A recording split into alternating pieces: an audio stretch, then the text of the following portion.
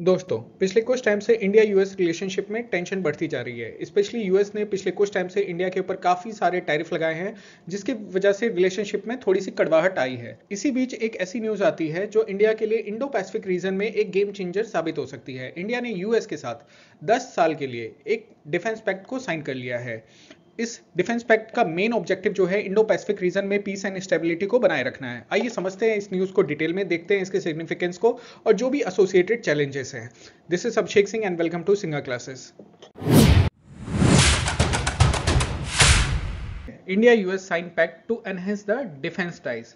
आइए चलिए डिस्कस करते हैं इस न्यूज़ को डिटेल में। अगर इस पैक्ट की बात की जाए तो ये 12th एडम प्लस मीटिंग के दौरान हुआ जो कोलालमपुर में चल रही थी। एडम प्लस क्या है? एडम प्लस है ASEAN defence ministerial meeting plus. यहाँ पे एशियान कंट्रीज के साथ साथ उनके जो बिग पार्टनर्स है लाइक यूएसए हो गया, इंडिया हो गया, जापान हो गया, इनके भी डिफेंस मिनिस्टर्स वहाँ पे प्रेजेंट थे।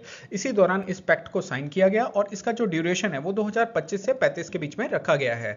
इसका मेन जो ऑब्जेक्टिव है वो इंडो पैसिफिक रीजन में पीस एंड स्टेबिलिटी बनाए रखना है। अगर जियो पॉलिटिकल बैकग्राउंड की बात की जाए तो पिछले कुछ टाइम में चाइना ने अपना साउथ चाइना सी में अपने प्रभुत्व को, अपने प्रभाव को बढ़ाने की बहुत कोशिश की है। सेम वो कर रहा है अब इंडियन ओशियन में भी। चाइना अपने फुटप्रिंट को बढ़ा रहा है, तो कहीं ना कहीं चाइना को भी टैकल करने की कोशिश की गई है इस पैक्ट के थ्रू।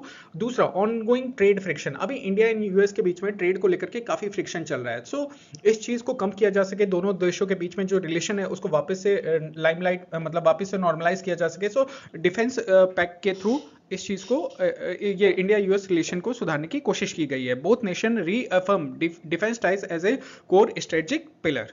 ये जो आप पूरा सर्किल देख रहे हैं यही आपका इंडो पैसिफिक रीजन। यहाँ इंडियन ओशियन है, यहाँ पैसिफिक ओशियन है, दोनों के बीच यहाँ से वर्ल्ड का सबसे ज्यादा ट्रेड होता है। चाइना भी अपने इन्फ्लुएंस को इंडियन ओशियन में बढ़ाने की कोशिश कर रहा है। उसका एक रीजन ये भी है कि वो इंडिया के ऊपर किसी तरीके से नजर रखना चाहता है। और इंडिया क्या है, अपने आप को इंडियन ओशियन का गार्जियन कहता है। सो इंडिया यूएस के बीच में ये जो डिफेंस पैक्ट हुई है उससे इंडिया को काफी बूस्ट मिलेगा, स्पेशली हमारी नेवल फोर्सेस को। अगर इस एग्रीमेंट के की फीचर्स की बात की जाए तो ये 5 डोमेन को कवर करता है: land, maritime, air, space and the cyber space. Objectives देखते हैं तो ये बात करता है free and rule based Indo Pacific की। फ्री एंड रूल बेस्ड कहने का सेंस है कि सारे कंट्री को इक्वल राइट मिलना चाहिए। ऐसा ना हो कि कोई एक कंट्री है, कोई खास कंट्री है जो इंडो पैसिफिक रीजन में अपना इतना दबदबा बनाए हुए है कि वहां से जितनी भी शिप्स मूव कर रही है उन पे अपना कंट्रोल दिखाने की कोशिश कर रही हो।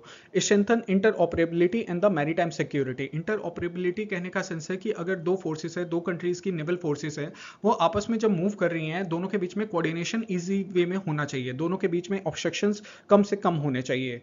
थर्ड है आपका प्रिवेंट WMD प्रोलिफरेशन। WMD क्या है? वेपन्स ऑफ मास डिस्ट्रक्शन, जैसे न्यूक्लियर फोर्सेस, न्यूक्लियर मिसाइल्स हो गए, इस तरह की चीजों को का प्रिवेंट करना है, इनको बढ़ने से रोकना है। Boost technology partnership via compact initiative. Compact initiative क्या है?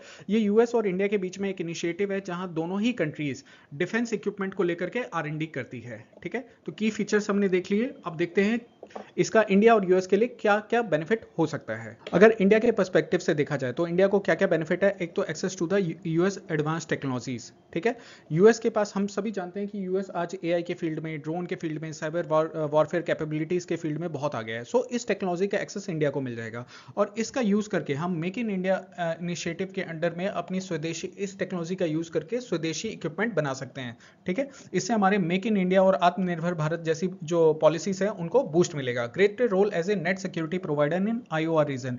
इंडिया अपने आप को गार्जियन ऑफ इंडियन ओशियन कहता है। ठीक है, तो अगर हमारा डिफेंस पैक्ट है यूएस के साथ तो गार्जियन ऑफ इंडियन ओशियन के रोल को भी हमें बूस्ट मिलेगा, वहां पे भी हमें काफी बेनिफिट मिलेगा। अगर यूएस से पर्सपेक्टिव से देखा जाए तो यूएस को काफी हेल्प मिलेगी चाइना को काउंटर करने में। यूएस के लिए इंडिया काफी इंपॉर्टेंट हो जाता है। अगर इंडिया के साथ यूएस के अच्छे रिलेशन नहीं रहेंगे तो चाइना को काउंटर करना यूएस के लिए काफी मुश्किल हो जाएगा।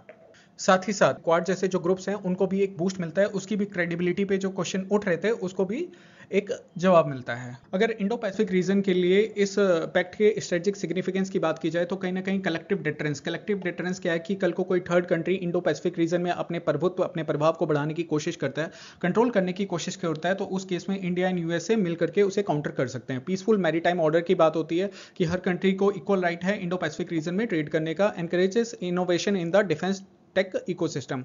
अभी हमने देखा कि कॉम्पैक्ट इनिशिएटिव की बात की, अभी हमने देखा कि इंडिया को इससे मॉडर्न वॉरफेयर, मॉडर्न टेक्नोलॉजी का एक एक्सेस मिलेगा, जिससे हमारे देश में भी डिफेंस टेक्नोलॉजी को लेकर के इनोवेशन आएगा। अब कुछ चैलेंजेस को भी देख लेते हैं। देखो, दोनों देशों के बीच में ट्रेड डिस्प्यूट चल रहा है। यूएसए ने इंडिया के ऊपर 50% टैरिफ लगा दिए हैं, ठीक है। उसके बाद कभी रेसिज्म को लेकर के, कभी हमारे पीएम को लेकर के, उल्टी सीधी हमारी इकोनॉमी को लेकर के जो वहां के मिनिस्टर्स हैं वो बातें करते रहते हैं।